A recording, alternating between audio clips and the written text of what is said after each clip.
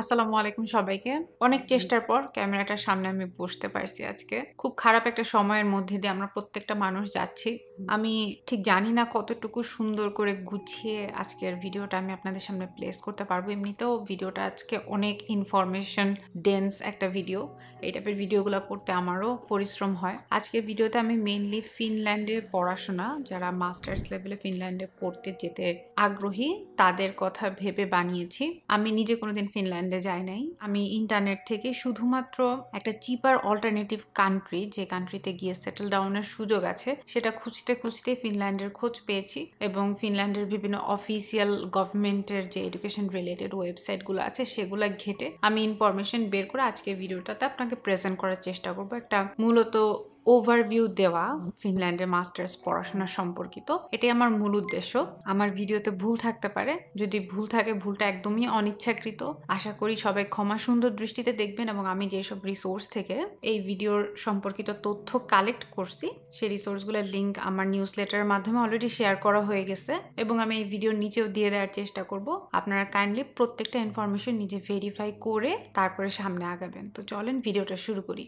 প্রথমেই কথা বলবো ফিনল্যান্ডের প্রস এবং কনস নিয়ে, কেন আপনার ফিনল্যান্ডকে চুজ করা উচিত এবং ফিনল্যান্ডকে চুজ করার আগে কোন কোন বিষয়গুলো সম্পর্কে সতর্কতা অবলম্বন করতে হবে সেটা নিয়ে একটু কথা বলবো। সবার প্রথমে যেটা আসছে সেটা হচ্ছে অ্যাফোর্ডেবল টিউশন ফিস। আমি মোটামুটি দেখলাম 10 থেকে 15 লাখ, যদিও এটা খুবই বল পার্ক অ্যাপ্রক্সিমেট হিসাব। 10 থেকে 15 লাখ টাকার মধ্যে আপনি ফিনল্যান্ডে পড়াশোনা শেষ করে ফেলতে পারেন। অন্যদিকে ইউএসএ, কানাডা, অস্ট্রেলিয়াতে শুরুই হয় 20 প্লাস থেকে পার ইয়ার টিউশন ফিস। সেই তুলনায় ফিনল্যান্ডকে আমার বেশ অ্যাফোর্ডেবল মনে হয়েছে। দ্বিতীয়ত যেটা আসছে সেটা হচ্ছে অ্যাপ্লিকেশন ফি। ফিনল্যান্ডের ইউনিভার্সিটিতে কোনো অ্যাপ্লিকেশন ফি নেই। আমাকে একজন নিউজ লেটারের কমেন্ট সেকশনে জানিয়েছে যে নতুন করে নাকি নিয়ম করা হচ্ছে, যেখানে ফিনল্যান্ডের ইউনিভার্সিটিতে অ্যাপ্লাই করতে হলে আপনার অ্যাপ্লিকেশন ফি পেমেন্ট করতে হবে। বাট আজকে পর্যন্ত, আজকে কয় তারিখ, 31 তারিখ জুন মাসের, আজকে পর্যন্ত ফিনল্যান্ডের অফিসিয়াল ওয়েবসাইটে আমি এই ধরনের কোনো নোটিশ দেখি নাই। এখন পর্যন্ত অ্যাপ্লিকেশন ফি ফ্রি, সো আপনি ফ্রি অফ কস্টে ফিনল্যান্ডে অ্যাপ্লিকেশন করতে পারেন। এটা একটা বড় অ্যাডভান্টেজ আমার মনে হয়েছে। কানাডা, ইউএসএ, অস্ট্রেলিয়া প্রত্যেকটা দেশে অ্যাপ্লাই করতে হলে আপনার মোটামুটি 100 থেকে $150 খরচ করতে হয়, যেটা বাংলাদেশি টাকায় 10 থেকে 15,000 টাকা। এটা আমাদের দেশের স্টুডেন্টদেরকে অনেক সময় তাদের ডিজায়ার্ড ইউনিভার্সিটিগুলোতে অ্যাপ্লাই করার ক্ষেত্রে বাধা সৃষ্টি করে। তো এই কারণে আমার কাছে এই সুবিধাটা ফিনল্যান্ডের বেশ লুক্রেটিভ মনে হয়েছে। আচ্ছা, এরপরে আসে হচ্ছে আপনার স্পাউসকে নিয়ে আসতে পারবেন। এটা আমি মনে করি যে স্পেশালি মাস্টার্স লেভেলের ছাত্রছাত্রীদের জন্য খুব বড় একটা কনসার্নের বিষয় থাকে আপনার স্পাউস বা আপনার ফ্যামিলি মেম্বারকে কি নিয়ে আসার সুযোগ আছে কিনা। যেমন ইংল্যান্ডে আমি যতদূর জানি যে এই সুযোগটা এখন আর নাই, অ্যাটলিস্ট মাস্টার্স লেভেলের স্টুডেন্টদের জন্য, কিন্তু ফিনল্যান্ডে আপনি আপনার স্পাউসকে নিয়ে আসতে পারবেন। এরপরে সব থেকে বড় যেই সমস্যাটা বাংলাদেশের মানুষ ভোগে সেটা হচ্ছে ফাইন্যান্সিয়াল ডকুমেন্ট এবং স্পন্সরশিপ শো করার রিলেটেড ইস্যুগুলো। আমার রিসার্চ থেকে আমি যতটুকু বুঝতে পেরেছি সেটা হচ্ছে যে ফিনল্যান্ডের ফাইন্যান্সিয়াল ডকুমেন্ট শো করার প্রসেস বা ভিসা অ্যাপ্লিকেশনের সময় যে আপনি ডকুমেন্টগুলো গ্যাদার করবেন, সেই ফাইন্যান্সিয়াল ডকুমেন্ট গ্যাদার করার প্রসেসটা অনেক ট্রান্সপারেন্ট এবং অনেক সহজ কম্পেয়ার টু কানাডিয়ান ফাইন্যান্সিয়াল অ্যাপ্লিকেশনগুলো। যেভাবে ফাইন্যান্সিয়াল ডকুমেন্টগুলো আমাদের যেভাবে তৈরি করতে হয়, এই প্রসেসটা আমার কাছে খুব স্ট্রেসফুল এবং কমপ্লিকেটেড মনে হয় এবং আমরা শত চেষ্টার পরেও পারফেক্ট ইমপেকেবল ফাইলকেও আমি রিভিউজ পাইতে দেখছি। সেই তুলনায় আমার কাছে ফিনল্যান্ডের সুন্দর একটা চেকলিস্ট আছে এবং চেকলিস্ট ধরে যদি আপনি সবগুলো ডকুমেন্ট রেডি করে নিয়ে যাইতে পারেন, মোটামুটি গ্যারান্টিড আপনার ভিসাটা অ্যাকসেপ্ট হবে। এটা খুব ভালো একটা দিক আমার মনে হয়েছে ভিসা প্রসেসিং এর ট্রান্সপারেন্সিটা, যেটা কানাডা আগে ছিল এখন আর নাই, ইউএসএ তে কোনো কালেও ছিল না, অস্ট্রেলিয়া তো ফালতু হয়ে যাচ্ছে দিনে দিনে। এরপরে যেটা আসে সেটা হচ্ছে anybody can be your sponsor. এটা আমার কাছে খুব বড় একটা অ্যাডভান্টেজ মনে হয়েছে। কানাডার ক্ষেত্রে আমি খুব ফ্রিকোয়েন্টলি যে জিনিসটা নিয়ে মানুষকে সাফার করতে দেখছি যে তার হয়তো নিজের বাবার ব্যাংকে দেখানোর মতো 50 লাখ টাকা নেই, কিন্তু তার চাচা আছে, মামা আছে, খালু আছে, ফুপা আছে, যাদের ব্যাংকে এনাফ টাকা আছে। কিন্তু কানাডার ক্ষেত্রে আমি কখনোই দুলাভাইয়ের ব্যাংক স্টেটমেন্ট অথবা ফুপার ব্যাংক স্টেটমেন্ট ইউজ করতে পারি না, because it's extremely difficult to prove যে একটা লোক আপনার ফুপা। এই সম্পর্কটা প্রমাণ করা খুবই খুবই ডিফিকাল্ট। ফিনল্যান্ডে এই ধরনের কোনো বাধ্যবাধকতা নাই যে আপনার ফার্স্ট ব্লাড রিলেটিভই হইতে হবে। Anybody can be your sponsor as long as they have strong financial backup, তাদের স্ট্রং ইনকাম আছে এবং সব থেকে জরুরি যেটা সেটা হচ্ছে তারা প্রপারলি তাদের ইনকাম ট্যাক্সটা পে করে। এই কয়েকটা জিনিস যদি মোটামুটি আপনি ইনশিওর করতে পারেন, আপনার বন্ধুর বাপও আপনার স্পন্সর হইতে পারবে, র্যান্ডম রাস্তার মানুষ আপনার স্পন্সর হইতে পারবে, কোনো ধরনের বিধি নিষেধ এই ক্ষেত্রে নাই। আর লাস্টলি যেটা বলবো সেটা হচ্ছে যে ফাস্টার path to permanent residency. European বেশিরভাগ দেশ, যেমন আমি ডেনমার্ক নিয়ে একটা ভিডিও বানিয়েছি, ওই ভিডিওতে অনেক আমি রেসপন্স পেয়েছি, কিন্তু ডেনমার্কের একটা খারাপ দিক হচ্ছে তাদের পার্মানেন্ট রেসিডেন্ট হওয়ার প্রসেসটা কিন্তু অনেক লেন্দি, 10-15 বছর থাকতে হয় মোটামুটি যদি আপনি ডেনমার্কের পার্মানেন্ট রেসিডেন্ট হতে চান, এবং সেটাও আপনার অনেক ধরনের শর্তের বেড়াজালে আবদ্ধ। আমার মোটামুটি ইউরোপের মধ্যে ফিনল্যান্ড এবং জার্মানি এই দুইটা দেশের পার্মানেন্ট রেসিডেন্ট হওয়ার প্রসেসটাকে কিছুটা সহজ মনে হয়েছে। এখানে ল্যাঙ্গুয়েজ রিকোয়ারমেন্ট থাকে, জার্মানিটা স্পেশালি আমি বেশি ভালোভাবে জানি। ফিনল্যান্ডের পার্মানেন্ট রেসিডেন্ট হওয়ার শর্তগুলো আমি এখন পর্যন্ত স্টাডি করি নাই, বাট আমি যতটুকু এখন পর্যন্ত আমার ওভারভিউ আইডিয়া হয়েছে সেটা হচ্ছে যে বেশ সহজ, কম শর্ত সাপেক্ষ পার্মানেন্ট রেসিডেন্ট প্রসেস এখনো ফিনল্যান্ডে রয়েছে এবং বেশ দ্রুত এই জিনিসটা কাজ করে। এটার মূল কারণ হচ্ছে ঠিক কানাডা বা জার্মানির মতো ফিনল্যান্ডও একটা social Democratic state. Social Democratic স্টেটের অনেক ধরনের পাবলিক সার্ভিস দেওয়া হয়, যে পাবলিক সার্ভিসগুলো ফান্ড করার জন্য, যেমন retirement benefit, child care benefit, prenatal benefit, health care benefit, education related benefit, এই ধরনের বেনিফিটগুলোকে ফাইন্যান্স করার জন্য তাদের প্রচুর ট্যাক্সের মানি দরকার, এবং যদি ইয়াং ওয়ার্কিং পপুলেশন তাদের দেশে না থাকে তাহলে এই পাবলিক সার্ভিসগুলোকে ফাইন্যান্স করার মতো ট্যাক্স পেয়ার থাকে না, যেহেতু তাদের দেশের পপুলেশন ডিক্লাইন করতেছে। তো তাদের আসলে একটা চাপ আছে আপনার আমার মতো ইয়াং পপুলেশনকে তাদের দেশে পার্মানেন্ট রেসিডেন্ট হিসেবে রেখে দেওয়ার। আপনারা যদি কাজ করে বেশি বেশি ট্যাক্স তাদের পে করেন শুধুমাত্র, তাহলেই তাদের এই যে পাবলিক সার্ভিস সোশ্যাল ডেমোক্রেটিক স্টেটের সেটা তারা রান করতে পারে। তো এই কারণে আমার কাছে মনে হয়েছে ফিনল্যান্ড অথবা জার্মানির মতো সোশ্যাল ডেমোক্রেটিক কান্ট্রিগুলোতে ইন ফিউচারে হুট করে পিআর পার্মানেন্ট রেসিডেন্ট হওয়ার প্রসেসটা বন্ধ হওয়ার সম্ভাবনা কিছুটা কম। এই মোটামুটি আমার ভালো দিক। খারাপ দিক কি মনে হয়েছে, যে এতক্ষণ সোশ্যাল ডেমোক্রেটিক কান্ট্রি নিয়ে কথা বলতেছিলাম, সেই সোশ্যাল ডেমোক্রেটিক কান্ট্রির সাথে যে জিনিসটা কামস হ্যান্ড ইন হ্যান্ড সেটা হচ্ছে high tax. So Finland is an extremely high tax country, just like Canada, Germany or any countries like Luxembourg. সবার ট্যাক্স অনেক বেশি, আপনার ইনকামের 40-45% হয়তো গভর্নমেন্টকে ট্যাক্স দিয়ে দিতে হবে। যত গুড় তত মিষ্টি।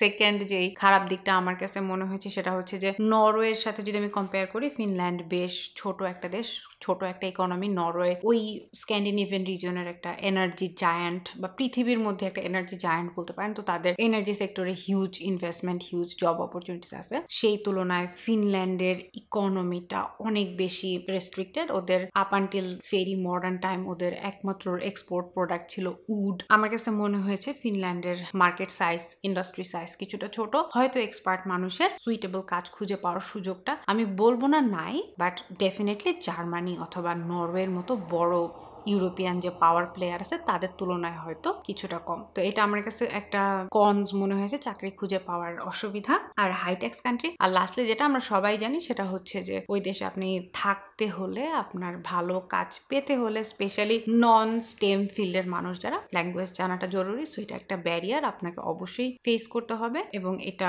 ভেবে নিয়ে এই মানসিক প্রিপারেশন নিয়ে যদি আপনি যাইতে পারেন যে আমার এই ল্যাঙ্গুয়েজটা শিখতেই হবে, ল্যাঙ্গুয়েজ শেখা ইম্পসিবল কিছু না, হয়তো 2-3 বছরের একটা জার্নি। তাই হচ্ছে pros and cons of living or choosing Finland. এখন আপনার সিদ্ধান্ত যে আপনি ফিনল্যান্ডকে চুজ করবেন নাকি করবেন না। ভিডিওর এই পর্যায়ে আমি আপনাকে ফিনল্যান্ডের ইউনিভার্সিটিগুলো সম্পর্কে একটা ছোট্ট ওভারভিউ দেওয়ার চেষ্টা করব। ছোট একটা দেশ হওয়া সত্ত্বেও ফিনল্যান্ডের অনেক ইউনিভার্সিটি রয়েছে, এবং ম্যাক্সিমাম পাবলিকলি ফান্ডেড ইউনিভার্সিটি, যেটা আমি দেখলাম খুবই হাই কোয়ালিটির ইউনিভার্সিটি, এবং সেখানে খুব ভালো রিসার্চের সুযোগ বা পড়াশোনার সুযোগ আছে। খুব ভালো world class education quality provide করা হয় ইংরেজি ভাষায়। আমার এরকম অনেক ছাত্রছাত্রী ছিল যারা কানাডা সম্পর্কিত ব্যাপারে আমার সাথে কাজ করতে এসেছে, বাট হয়তো ফান্ডিং পায় নাই, বা যে ধরনের টিউশন ফিস তার পে করতে হবে সেটা সে অ্যাফোর্ড করতে পারে নাই, এই জন্য ফিনিশ ইউনিভার্সিটিতে তারা শিফট করছে। তো তাদের সাথে কথা বলে আমি যেটা দেখলাম যে হেলসিঙ্কি, এলইউটি বা লুট, ট্যাম্পিয়ার ইউনিভার্সিটিগুলো বাংলাদেশি ছাত্রছাত্রীদের মধ্যে বেশ ফেমাস। তবে আমি আপনাকে বলবো প্রথমেই যে আমি হেলসিঙ্কিতে যাব, হেলসিঙ্কি ছাড়া আর কোথাও আমি যাব না, এই মাইন্ডসেটে আবদ্ধ না থেকে আপনার উচিত studyfinland.fi এই ওয়েবসাইটটা, আমি এই ওয়েবসাইটের একটা স্ক্রিন রেকর্ডিং এবং নিচের লিঙ্ক আমি দিয়ে দেবো, আপনারা প্লিজ ওই ওয়েবসাইটে গিয়ে একটু ঘাটাঘাটি করবেন। ওই ওয়েবসাইটটা এগেন জার্মানিতে যেরকম ছিল ডাডের ওয়েবসাইট, সিমিলার ওয়েতে খুবই সুন্দর অর্গানাইজড ওয়েতে এই ওয়েবসাইটটা বানানো। কিভাবে স্টেপ বাই স্টেপ আপনার ফিনল্যান্ডের পড়াশোনা যেদিন করতে যাব চিন্তা করলেন সেদিন থেকে শুরু করে প্লেনে ওঠার আগ পর্যন্ত প্রত্যেকটা ধাপে ধাপে আপনার কি কি সমস্যা হতে পারে, প্রত্যেকটা সমস্যা সম্পর্কিত সমাধান ওই ওয়েবসাইটে আলোচনা করা আছে। তো ওই ওয়েবসাইটে গিয়ে আপনি যেই ধরনের সাবজেক্ট পড়তে চান সেই ধরনের সাবজেক্ট লিখে সার্চ দিলে ওরাই আপনাকে ফিল্টার আউট করতে হেল্প করবে যে কোন ইউনিভার্সিটিগুলো আপনার জন্য অ্যাপ্রোপ্রিয়েট, কোন ইউনিভার্সিটিগুলো আপনার জন্য অ্যাপ্রোপ্রিয়েট না। এই সুবিধাটা কিন্তু কানাডিয়ান ইউনিভার্সিটির ক্ষেত্রে নাই। কানাডিয়ান ইউনিভার্সিটিতে যারা পড়াশোনা করতে আসতে চায় তাদের ইন্ডিভিজুয়ালি জানা লাগে যে রেজিনার থেকে সাসকাচুয়ান বেটার ইউনিভার্সিটি, এটা কোথাও আসলে লেখা নাই। এবং সাসকাচুয়ানে কি আমার ইন্টারন্যাশনাল রিলেশন সাবজেক্ট আছে নাকি নাই সেটাও কোনো একটা সেন্ট্রালাইজড ওয়েবসাইট থেকে আমি জানতে পারি না। আমার ইন্ডিভিজুয়াল ইউনিভার্সিটি ওয়েবসাইটে গিয়ে দেখে আসতে হয় যে আমার ইন্টারেস্টের সাবজেক্টগুলো আছে কিনা। বাট ইউরোপিয়ান দেশগুলোতে আমি দেখলাম এই ধরনের ফালতু সিস্টেম না, ওরা একটা সেন্ট্রালাইজড গভর্নমেন্টের ওয়েবসাইট থেকে পুরা রিসার্চের কাজটা করে ফেলা যায়। আপনি একটা ওয়েবসাইটে বসে ফিল্টার আউট করে দেখতে পারবেন কোন কোন ইউনিভার্সিটিতে আপনার পছন্দের সাবজেক্ট আছে, সেই সাবজেক্টগুলোর টিউশন ফিস কেমন, সেই সাবজেক্টগুলোর রিকোয়ারমেন্টস কি, সেখানে অ্যাপ্লাই করতে হলে কি কি ধরনের ডকুমেন্ট আপনার দরকার হবে, অ্যাপ্লিকেশন ডেডলাইন কবে, এবং তারপরেও যদি কোনো নতুন প্রশ্ন আপনার থেকে থাকে তাদের অ্যাডমিশন কমিটির ইমেল অ্যাড্রেসটাও ওয়েবসাইট সুন্দর করে মেনশন করা থাকে, সেখানে যোগাযোগ করে আপনি খুব সহজে আপনার প্রশ্নের উত্তর পেয়ে যেতে পারেন। সো ভয় না পেয়ে, ভুল হবেই, ইউনিভার্সিটি অ্যাপ্লিকেশন আগেও বলছি যে ভুল হইলে কোনো মানুষ এখন পর্যন্ত খুন হয়ে যায় নাই। আপনার ভুল হবে দেখি তারা তা আপনাকে হেল্প করার জন্য সেখানে বসে আছে। আপনি সাহস নিয়ে আপনার যে কোনো মনের প্রশ্ন তাদেরকে জানালে আমি শিওর একটা না একটা সলিউশন আসবে। এমন কোনো সমস্যা পৃথিবীতে নাই যে সমস্যার কোনো সলিউশন নাই। তো এটা হচ্ছে মোটামুটি ইউনিভার্সিটি সম্পর্কিত আমার যতটুকু রিসার্চ থেকে বের হয়েছে। আচ্ছা, এরপরে আসবে যে কি ধরনের program available for master study in Finland. এখানে দুই ধরনের ডিগ্রি অ্যাভেলেবল, দুই ধরনের ইউনিভার্সিটি থেকে এই ডিগ্রিগুলো প্রোভাইড করা হয়। একটা হচ্ছে যে ইউনিভার্সিটিস অফ অ্যাপ্লাইড সায়েন্স, যেটা আমি কানাডার সাথে যদি কম্পেয়ার করি কাইন্ড অফ প্রফেশনাল ডিগ্রিগুলোর কথা বলা হয়। কানাডা অবশ্য যে কোনো ইউনিভার্সিটিতে যে প্রফেশনাল রিসার্চ বেস দুই ধরনের ডিগ্রি অ্যাভেলেবল, বাট এদের হয়তো আমি দেখলাম যে research universities and applied science universities গুলা কিছুটা আলাদা। তো অ্যাপ্লাইড সায়েন্স ইউনিভার্সিটিতে মেইনলি যারা ওয়ার্কিং প্রফেশনাল, যাদের ওয়ার্ক এক্সপিরিয়েন্স আছে, যারা এমন কোনো ডিগ্রি নিতে চায় যে ডিগ্রিটা সরাসরি তাদের প্রফেশনাল লাইফের সাথে সম্পৃক্ত, সেই ধরনের মানুষরা অ্যাপ্লাইড সায়েন্স ইউনিভার্সিটিস গুলোতে অ্যাপ্লাই করতে পারে। আর সেকেন্ড ক্যাটাগরি যে ইউনিভার্সিটি সেগুলো হচ্ছে রিসার্চ বেসড ইউনিভার্সিটি, লাইক আমার মতো মানুষ যারা বাংলাদেশ থেকে পড়াশোনা করছে, এখন এসে কোনো একটা সাবজেক্টে রিসার্চ করতে চায় মাস্টার্স লেভেলে, এন্ড দেন পিএইচডি করে একাডেমিয়া পারসু করতে চায়, তাদের জন্য হয়তো রিসার্চ ইউনিভার্সিটিস গুলা বেশি appropriate. Again, just like everywhere else in the world, research ইউনিভার্সিটিতে ফান্ডিং পাওয়ার সম্ভাবনা সবসময় বেশি। রিসার্চ ইউনিভার্সিটিতে পড়াশোনাটাও একটু কঠিন। রিসার্চ ইউনিভার্সিটিতে অ্যাপ্লিকেশনের যে রিকোয়ারমেন্ট সেগুলো কিছুটা হায়ার। অ্যাপ্লাইড সায়েন্স ইউনিভার্সিটিগুলো যে খুব সহজ আপনার চেহারা দেখে আপনাকে ভর্তি করে নেবে এটা ভাবার কোনো কারণ নেই, যেহেতু ফিনল্যান্ডে কোনো অ্যাপ্লিকেশন ফি নাই, সারা দুনিয়ার সবাই অ্যাপ্লাই করে, খুব অল্প সিট, যেহেতু ছোট দেশ সেই তুলনায় কিন্তু 4-5 গুণ 6 গুণ মানুষ অ্যাপ্লাই করে, তো মোটামুটি ফিয়ার্স কম্পিটিশন হয়। আমি যতদূর আমার রিসার্চ থেকে দেখলাম সেটা হচ্ছে অ্যাপ্লাইড সায়েন্স ইউনিভার্সিটিগুলোতে আপনার কাজের অভিজ্ঞতা, আই মিন প্রফেশনাল মাস্টার্স ডিগ্রিগুলোতে আপনার কাজের অভিজ্ঞতা থাকাটা বেশ জরুরি। সেক্ষেত্রে আইএলস রিকোয়ারমেন্ট কিছুটা হয়তো শিথিলযোগ্য। আমি বলবো না যে আইএলস ছাড়াই ফিনল্যান্ডে চলে আসা যায়, যারা এই কথাটা বলে আমি এত সাহসী না, আমি এত বোল্ড কথাবার্তা বলি না। অবশ্যই আপনার উচিত আইএলসটা দিয়ে পিটি আরো ছোটখাটো কি জানি পরীক্ষা আসছে সেগুলার থেকে আমি আইএলস বা টোয়েফলকে বেশি প্রেফার করি, কারণ এটার সারা পৃথিবীতে একটা সমাদর আছে। তো সেগুলা দিয়েই আপনার চেষ্টা করা উচিত, ইউনিভার্সিটি চাক বা না চাক। এটার আমার জাস্টিফিকেশন হচ্ছে যেহেতু অনেক ফিয়ার্স কম্পিটিশন হচ্ছে ইভেন অ্যাপ্লাইড সায়েন্স ইউনিভার্সিটিগুলোতেও, আপনার যদি একটা আইএলস স্কোর থাকে সেটা হয়তো অন্য 10 জনের থেকে আপনাকে কিছুটা হলেও এগিয়ে থাকতে হেল্প করবে। আর রিসার্চ ইউনিভার্সিটিগুলোতে কাজের অভিজ্ঞতা থাকাটা খুব বেশি জরুরি না, তবে এখানের ল্যাঙ্গুয়েজ রিকোয়ারমেন্টটা ওরকম শিথিল করা হয় না। সো এটা ভালো মতো দেখে নেবেন যে আপনার সাবজেক্টের জন্য আইএলস এর রিকোয়ারমেন্টটা ঠিক কেমন। এবং আমি মনে করি, যদিও আমি নিজে এটাতে ফার্স্ট হ্যান্ড কাজ করি না, আমি নিজের জন্য অ্যাপ্লাই করি না, আমি অন্য মানুষকে দেখছি অ্যাপ্লাই করতে, আপনার রিসার্চের অভিজ্ঞতা থাকলে হয়তো অন্য 10 জনের থেকে অবশ্যই আপনি এই রেসে কিছুটা এগিয়ে থাকবেন। সো বাংলাদেশে যারা আছেন, যাদের সময় আছে, তারা প্লিজ কিছুটা রিসার্চ পাবলিকেশন সম্পর্কিত এক্সপিরিয়েন্স গ্যাদার করার চেষ্টা করেন, সেটা আপনাকে এই ধরনের ইউনিভার্সিটিগুলোতে ফান্ডিং পেতে হেল্প করবে। আমি এই বছর চেষ্টা করবো, একটা আপু আছে আমার পরিচিত, ওনাকে এই চ্যানেলে ইন্টারভিউ করার, যিনি ফিনল্যান্ডে ফুল ফান্ডেড স্কলারশিপ পেয়েছিলেন, বাংলাদেশের জাতীয় বিশ্ববিদ্যালয়ে পড়াশোনা করেও অবশ্য আপু ফিনল্যান্ডে যাচ্ছে না, কারণ উনি কানাডাতেও ভিসা পেয়ে গেছে। বাট আমি চেষ্টা করবো আপুকে ডেকে নিয়ে এসে আপুর এক্সপিরিয়েন্সটা আপনাদের সাথে শেয়ার করার জন্য ইনশাল্লাহ। তো এই হচ্ছে মোটামুটি 2 ধরনের ইউনিভার্সিটি এবং তাদের রিকোয়ারমেন্ট সম্পর্কিত ভেরি রুডিমেন্টারি একটা ভেগ আলোচনা। এরপরেও আপনি কোন ধরনের ডিগ্রিতে যাচ্ছেন সেই ডিগ্রির সাথে বেসিস করে আপনার এক্সট্রা কিছু রিকোয়ারমেন্ট থাকতে পারে, ইন্টারভিউ থাকতে পারে, জিআরই জিম্যাটের রিকোয়ারমেন্ট থাকতে পারে। সেটা সবার জন্য প্রযোজ্য না, এই জন্য আমি স্ট্রেস দিয়ে এই ভিডিওতে শেয়ার করছি না। আপনি অবশ্যই যখন অ্যাপ্লাই করবেন আপনার নিজের সাবজেক্টের রেসপেক্টিভ ইউনিভার্সিটিগুলোতে কি ধরনের রিকোয়ারমেন্ট সেটা জেনে নিয়ে সুন্দর করে এক্সেল শিটে বসিয়ে অর্গানাইজড ওয়েতে অ্যাপ্লিকেশন করার চেষ্টা করবেন। এরপরে আসে হচ্ছে অ্যাপ্লিকেশন পিরিয়ড আর অ্যাপ্লিকেশন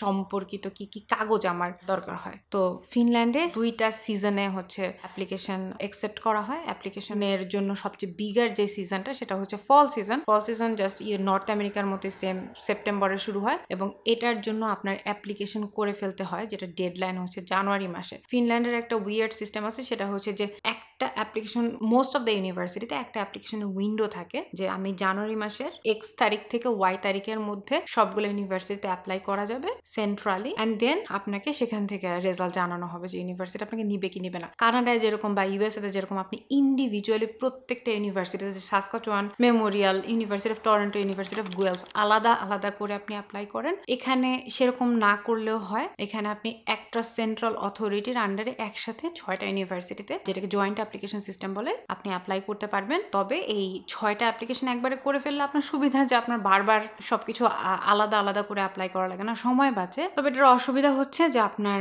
ওই যে অ্যাপ্লিকেশন যে উইন্ডোটা আছে সেই উইন্ডোর মধ্যে অ্যাপ্লাই করতে হয়। সো জানুয়ারি, যারা ফল সেশনে আসবেন তাদের জন্য অ্যাপ্লিকেশনের উইন্ডোটা শুরু হয় হচ্ছে জানুয়ারি মাসের 3 থেকে 17 তারিখের মধ্যে। সো আপনি ফলে আসতে চাইলে 3 থেকে 17 তারিখের মধ্যে আপনার অ্যাপ্লিকেশন সাবমিট করে ফেলতে হবে এবং আমি মনে করি 3 থেকে 17 তারিখ আসার আগেই ডিসেম্বরের মধ্যে আপনার সমস্ত ডকুমেন্ট, একটু পরে লিস্টটা বলবো, সেই ডকুমেন্টগুলো প্রিপেয়ার করে জাস্ট কম্পিউটারে সেন্ড বাটনে ক্লিক করার জন্য ওয়েট করা উচিত। এটা হচ্ছে ফল, এটা বিগার সিজন, এখানে স্কলারশিপ অপরচুনিটিসও বেশি, সিটও বেশি, চান্স পাওয়ার সম্ভাবনাও বেশি। তো এটা এই জন্য আগে বললাম। আর স্মলার যে সিজন সেটা জাস্ট লাইক কানাডা আর ইউএসএ, স্মলার সিজনটা হচ্ছে উইন্টার সিজন। উইন্টার সিজনে স্কলারশিপ অপরচুনিটিস কম থাকবে, সিট কম থাকবে, বাট উইন্টার সিজনটা কিন্তু এই যে আমাদের সামনে কামিং আসতেছে। আর আপনি যদি উইন্টার সেশনে আসতে চান তাহলে আপনার অ্যাপ্লিকেশন উইন্ডোটা শুরু হবে হচ্ছে 28 অগস্ট থেকে এই বছরের, এটা শেষ হবে হচ্ছে 11 সেপ্টেম্বর থেকে। সো আপনার খুব বেশি সময় নেই। আমি চেষ্টা করবো ভিডিওটা যতটুকু তাড়াতাড়ি পাবলিশ করা সম্ভব যাতে এই ভিডিওটা দেখে আপনি প্রিপারেশন নিতে পারেন, এবং আপনার উচিত অ্যাজ সুন অ্যাজ পসিবল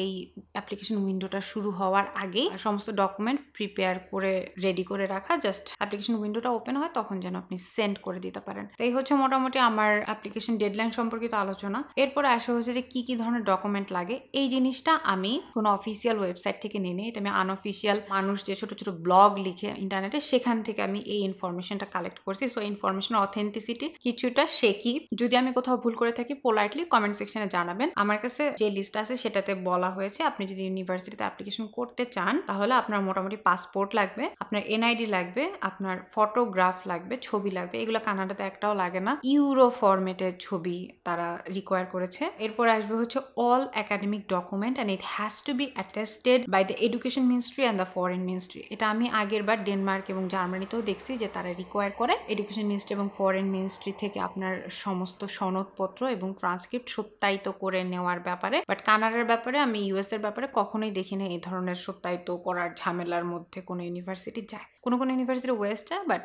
সেটাও তো সেম জিনিস না। আচ্ছা, এরপরে আসে হচ্ছে English proficiency test, IELTS. Again এটাও ওই এডুকেশন মিনিস্ট্রি এবং ফরেন মিনিস্ট্রি দ্বারা অ্যাটেস্টেশন করা লাগবে। তারপর একটা সিভি লাগবে, সিভিটা হচ্ছে ইউরো পাস সিভি, মানে ইউরোপিয়ান ফরম্যাটে। এই সিভিটা এগেন জার্মানিতে অ্যাপ্লিকেশন করার সময় আমি এই জিনিসটা রিকোয়ারমেন্ট দেখছি, সো এটা ওই ফরম্যাটে বানিয়ে নিতে হবে। তারপরে হচ্ছে bank solvency and bank statement related কাগজপত্র। এই জিনিসটা আমার নিজেরও একটু কনফিউশন আছে যে এই ব্যাংক স্টেটমেন্ট এবং ব্যাংক সলভেন্সি সম্পর্কিত কাগজগুলো কি আমার এখনই অ্যাপ্লিকেশন করার সময় লাগবে কিনা, নাকি আমি অফার লেটার পাওয়ার পরে লাগবে, এটা আমি শিওর না। বাট এটা যেহেতু ওই লিস্ট যেখান থেকে আমি পেয়েছি সেখানে ছিল, তাই আমিও বললাম আপনারা কাইন্ডলি একটু ভেরিফাই করে নেবেন যে এই ইনফরমেশনটা কি কারেক্ট কিনা। আচ্ছা, এরপরে লাগে হচ্ছে স্টেটমেন্ট অফ পারপাস। এটা তো বলাই বাহুল্য। এটা পৃথিবীর সমস্ত দেশের জন্যই মোটামুটি সিস্টেমটা সেম। এসওপি নিয়ে আমি অনেক ভিডিও করছি, সেই ভিডিওগুলো দেখে একটু আইডিয়া জেনারেট করে সুন্দর করে এসওপি লিখে দেওয়ার চেষ্টা করবেন। এবং এটা কিন্তু অনেক ইম্পর্টেন্স ক্যারি করে, সমস্ত কিছু থেকে সবচেয়ে বেশি ইম্পর্টেন্স ক্যারি করে একটা ওয়েল রিটার্ন এসওপি। এরপরে আসে হচ্ছে আপনার হেলথ ইন্স্যুরেন্স। এগেন এটাও হয়তো আমার ধারণা আপনি ইউনিভার্সিটিতে চান্স পাওয়ার পরে আপনার সাবমিট করতে হবে। এবং পুলিশ ক্লিয়ারেন্স, এগেন এটাও আমি ঠিক জানি না যে ইউনিভার্সিটিতে অ্যাপ্লিকেশন করার সময়ই এটা আপনার লাগবে নাকি চান্স পাওয়ার পরে লাগবে। আমার কিছুটা সন্দেহ আছে এই জায়গাটার, এই ইনফরমেশনটার অথেন্টিসিটি নিয়ে। এই মোটামুটি হচ্ছে আমার রিসার্চে খুঁজে পাওয়া ডকুমেন্টের চেকলিস্ট। এই ডকুমেন্টগুলো ছাড়াও লেটার অফ রিকমেন্ডেশন আমার কাছে মনে হয়েছে যে এই লিস্টে কোথাও ইনক্লুডেড ছিল না, বাট এটা লাগতে পারে। আর যারা রিসার্চ বেসড মাস্টার্স করতে যাবেন তাদের রিসার্চ ইন্টারেস্ট সম্পর্কিত কাগজপত্র চাইতে পারে, যেটা ইউএসএ কানাডায় খুব ফ্রিকোয়েন্টলি চায়। প্রফেসরের সাথে ইন্টারভিউ অথবা ইউনিভার্সিটি অ্যাডমিশন কমিটির সাথে ইন্টারভিউ হবে, এটাও আমার রিসার্চে আমি খুঁজে পেয়েছি। এটা কানাডা ইউএসএ তে হয়, সবসময় হয় না, বাট ফিনল্যান্ডের ক্ষেত্রে আমি বেশ ফ্রিকোয়েন্টলি হইতে দেখছি। ইন্ডিভিজুয়াল ইন্টারভিউ হয়, অনেক সময় গ্রুপ ইন্টারভিউ হয়। সেই ইন্টারভিউতে কি ধরনের কোয়েশ্চেন আসে সেই রিলেটেড আলোচনা আজকের ভিডিওতে করলে ভিডিওটা অনেক লেন্দি হয়ে যায়। আমি জাস্ট 2 সেন্টেন্সে যদি বলি, প্রথমত হচ্ছে যে আপনি যদি প্রফেশনাল ডিগ্রিতে যান আপনার কাজ সম্পর্কিত আলোচনা এবং কেন এই ইউনিভার্সিটিতে আসতেছো, এই ডিগ্রি নিয়ে জীবনে কি উপকার হবে, এই ধরনের আলোচনা হয়তো করা হবে। আর যদি রিসার্চ রিলেটেড মাস্টার্সে যান, হয়তো আপনার পাস্ট রিসার্চ এক্সপিরিয়েন্স এবং ফিউচার রিসার্চ প্ল্যানগুলা, কেন ইউনিভার্সিটি আপনার জন্য সেরা, সেই রিলেটেড কোয়েশ্চেনগুলো হয়তো আপনাকে বেশি করা হবে। তো এই মোটামুটি আজকের ভিডিওতে আমি যদি কিছু মিস করে থাকি তো আমাকে ক্ষমা করবেন। আমি এরপর আরেকটা ভিডিও করার চেষ্টা করবো, যে ভিডিওতে আমি আমার ছোট্ট মাথা দিয়ে ফিনল্যান্ডের ভিসা প্রসেসটাকে কিছুটা এক্সপ্লোর করার চেষ্টা করব। আশা করি সেই ভিডিওটাও আপনাদের কাজে লাগবে। আজকের ভিডিওটা যদি আপনার কাজে লাগে আমার কাছে খুব ভালো লাগবে। আপনারা যদি কানাডা সম্পর্কিত ব্যাপারে, কানাডায় পড়াশোনা সম্পর্কিত ব্যাপারে আমার সাথে যোগাযোগ করতে চান, আমার ইমেল অ্যাড্রেস স্ক্রিনে দেওয়া থাকবে। আমি ফিনল্যান্ড নিয়ে প্রফেশনালি আসলে কাজ করি না, কারণ আমি মনে করি ফিনল্যান্ডকে নিয়ে প্রফেশনাল কাজ করার মতো নলেজ বা এক্সপিরিয়েন্স আমার নাই, বাট কানাডা সম্পর্কিত কাজ করার ব্যাপারে আমি বেশ কনফিডেন্ট। সো আপনার ওই রিলেটেড যদি সাজেশনের দরকার হয় আপনি আমার সাথে যোগাযোগ করতে পারেন। আর যে কোনো দেশের স্টেটমেন্ট অফ পারপাস সম্পর্কিত ব্যাপারে যদি আপনার হেল্পের দরকার হয়, সেই ব্যাপারটাতে আমি আপনাকে ইনশাআল্লাহ হেল্প করতে পারবো। সো এই রিলেটেড ইনফরমেশন বা হেল্পের দরকার হলে আমার সাথে ইমেইলে যোগাযোগ করবেন। আনটিল দেন সবাই ভালো থাকবেন, অনেক দোয়া থাকলো আপনাদের জন্য। আল্লাহ হাফেজ।